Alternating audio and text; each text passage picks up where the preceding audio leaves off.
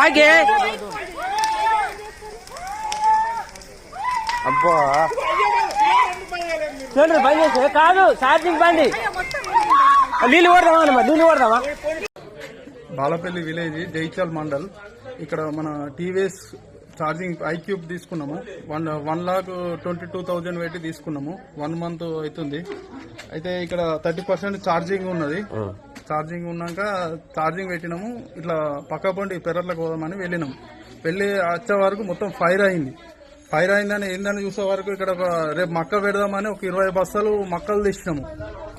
Plus అడుగు మందు tractor సంబంధించిన మనకు హార్వెస్టర్ ఉంది. ఆ టైర్లు కూడా దాని పక్కకు పక్క సైడ్ పెట్టినాం అన్నట్టు ఖాళీ స్థలం ఉందని. చూడడం వరకు మొత్తం ఫైర్ అయింది. బండి వేలింది, ఇట్లా మొత్తం పేలింది. ఫైర్ అంటే ఇట్లా మొత్తం పేలింది. ఇక పేలి మొత్తం ఇది కాలింది. అది అప్పుడు ఇక పక్క పొంటి ఉన్న మా అన్న వచ్చి మేము అక్కడ కొంచెం దూరంలో ఉన్నామంట, పెరట్లోనే ఉన్నాం, ఇక్కడనే పక్కనే. ఇక అన్న వచ్చి ఇట్లా ఏమో అవుతుందని ఆయన ఉరికేస్తారు. ఇక పక్క పొంటి ఉన్న వాళ్ళు వచ్చి నాకు ఫోన్ చేశారు, ఇట్లా మీ ఇంట్లో ఫైర్ అవుతుంది అంటే కాలిపోతుందిరా ఇల్లు అంతా అనే వరకు నేను ఏందిరా అని వచ్చే వరకు మొత్తం ఇట్లా అయింది. ఈ సంఘటన జరిగింది.